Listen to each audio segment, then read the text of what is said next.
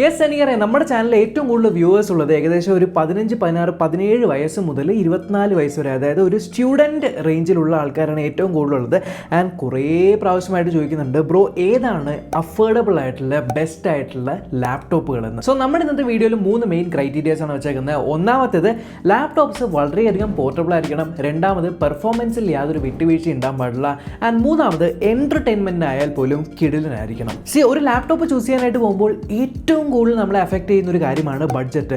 അതുകൊണ്ട് തന്നെ budget price പോയിന്റിൽ നമുക്ക് പെർഫോമൻസിൽ യാതൊരു വിട്ടുവീഴ്ചയും വരുത്താതിരിക്കാനായിട്ട് ഞാൻ ഈ ഒരു വീഡിയോയിൽ സെലക്ട് ചെയ്തിരിക്കുന്ന ലാപ്ടോപ്പുകളെല്ലാം തന്നെ AMDയുടെ Ryzen 5000 സീരീസിലുള്ള പ്രോസസ്സേഴ്സ് ആണ്. Ryzen 5 ചൂസ് ചെയ്യാനുള്ള പ്രധാന കാരണം എന്ന് പറയുന്നത് 8 കോറുകളാണുള്ളത് ആൻഡ് 16 ത്രെഡ്സ് ആണ് ഇതിനുള്ളത്. ഇതിന്റെ ഗുണം എന്ന് പറയുന്നത് നമുക്ക് പെർഫോമൻസ് കൂടുതൽ കിട്ടും, ബാറ്ററിയും എഫിഷ്യന്റ് ആയിരിക്കും, എന്നാൽ പോർട്ടബിൾ ആയിട്ടുള്ള ഫോം ഫാക്ടറിലും ലഭിക്കും. കാരണം ഈ പ്രോസസ്സ് ഒക്കെ 7 നാനോമീറ്ററിൽ ബേസ്ഡ് ആണ്. പ്ലസ് ഇതിന്റെ കൂടെ തന്നെ നമുക്ക് ഇന്റഗ്രേറ്റഡ് ആയിട്ട് റേഡിയോൺ GPU കൂടി വരുന്നുണ്ട്. സോ കുറച്ച് പവർഫുൾ ആയിട്ടുള്ള ഇന്റഗ്രേറ്റഡ് GPUs ഉണ്ടെങ്കിൽ നമുക്ക് നോർമൽ യൂസിന് മാത്രമല്ല ചെറിയ രീതിയിൽ ഫോട്ടോ എഡിറ്റിംഗ് ചെയ്യണം ആൻഡ് വീഡിയോ എഡിറ്റിംഗ് കുറേ ആൾക്കാർ ചോദിച്ചിട്ടുണ്ട്.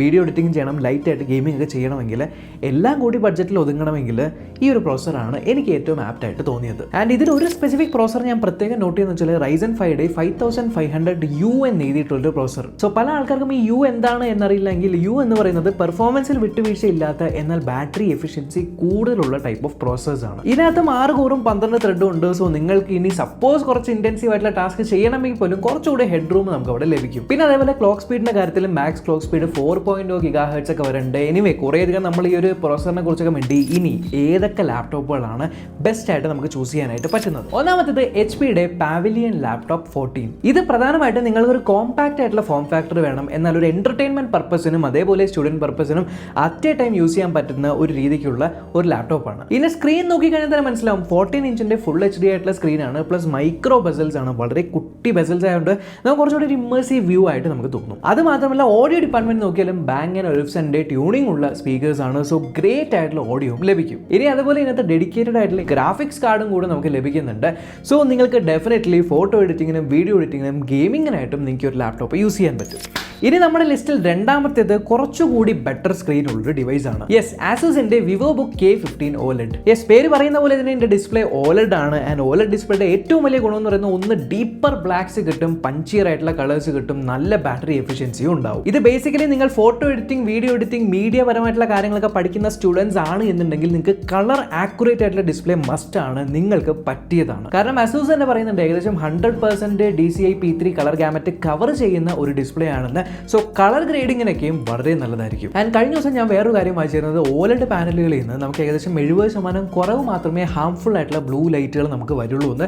സോ ബ്ലൂ ലൈറ്റുകൾ അങ്ങനെ കുറയുന്നതുകൊണ്ട് തന്നെ നമുക്ക് ബെറ്റർ ആയിട്ടുള്ള സ്ലീപ്പും പിന്നെ ഐ സ്ട്രെയിനും കുറച്ച് കുറവായിരിക്കും. ഇനി അടുത്ത് നിങ്ങൾക്ക് അഫോർഡബിലിറ്റി ആണ് നിങ്ങളുടെ മെയിൻ. നിങ്ങൾക്ക് നല്ല വാല്യൂ ഫോർ മണി ആയിട്ടുള്ള ലാപ്ടോപ്പ് തന്നെ വേണമെന്നുണ്ടെങ്കിൽ അടുത്താണ് ലെനോവോയുടെ IdeaPad 3. സോ IdeaPad 3-നകത്ത് നിങ്ങൾക്ക് Ryzen 5 5500U ആണ് വരുന്നത്. സോ U ഉള്ളതുകൊണ്ട് തന്നെ കുറച്ച് ബാറ്ററി എഫിഷ്യൻ്റ് ആണ്.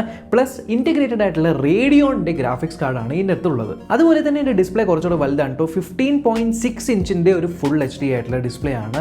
So bigger display equal to നമുക്ക് കുറച്ചുകൂടെ ബെറ്റർ എന്റർടൈൻമെന്റ് എക്സ്പീരിയൻസ് ലഭിക്കും. ആൻഡ് വേറൊരു പെർട്ടിക്കുലർ സംഭവം ഞാൻ ഈ ഒരു ലാപ്ടോപ്പിൽ നോട്ട് ചെയ്തത് ഇതിനകത്ത് റാപ്പിഡ് ചാർജിങ് എന്ന് എഴുതിയിട്ടുണ്ട്. സോ റാപ്പിഡ് ചാർജിങ് എന്ന് പറയുമ്പോൾ ഇപ്പോൾ നിങ്ങൾക്ക് പെട്ടെന്ന് നിങ്ങളുടെ ബാറ്ററി ഒക്കെ ഡൗൺ ആണ് എന്ന് ഓൺലൈൻ ക്ലാസ്സിന് അറ്റൻഡ് ചെയ്യണോ അല്ലെങ്കിൽ പെട്ടെന്ന് സ്കൂളിലോ അല്ലെങ്കിൽ എവിടേക്ക് പോകണമെങ്കിൽ നിങ്ങൾക്ക് ജസ്റ്റ് ഒന്ന് കുത്തിക്കഴിഞ്ഞാൽ പെട്ടെന്ന് ചാർജ് ചെയ്ത് കൊണ്ടുപോകാം.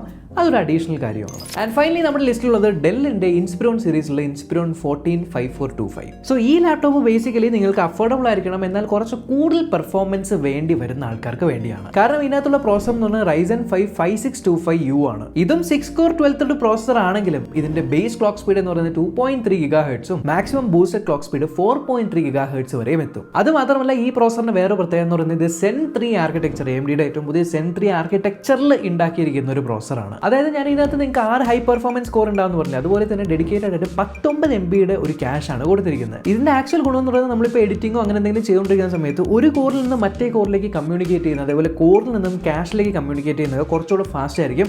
സോ ഇൻ എഫക്റ്റ് നിങ്ങൾക്ക് നല്ലൊരു പെർഫോമൻസ് ബൂസ്റ്റ് ലഭിക്കും. ആൻഡ് അതുപോലെ തന്നെ ഈ ഒരു മോഡലിനകത്ത് നിങ്ങൾക്ക് ഫ്രണ്ട് ക്യാമറ ഒരു 1080p ക്യാമറ വരുന്നുണ്ട്. സോ ഒരു full HD camera plus dual mic അറേയും ലഭിക്കുന്നുണ്ട്.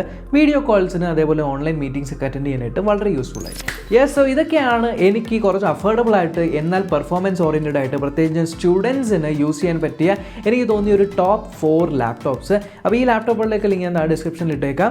കൂടുതൽ ഇതേപോലത്തെ ഇൻഫോർമേറ്റീവ് വീഡിയോസ് ഉണ്ട്, ചാനൽ ചെക്ക് ചെയ്യുക. ഇതുവരെ സബ്സ്ക്രൈബ് ചെയ്യാത്തവർ സബ്സ്ക്രൈബ് ചെയ്യാത്തോടെ ബെല്ലൈക്കൻ ക്ലിക്ക് ചെയ്ത് ഓൺ നോട്ടിഫിക്കേഷൻ എനേബിൾ ചെയ്യാൻ മറക്കണ്ട. നമുക്കിനി അടുത്ത വീഡിയോ കാണാം. ബൈ.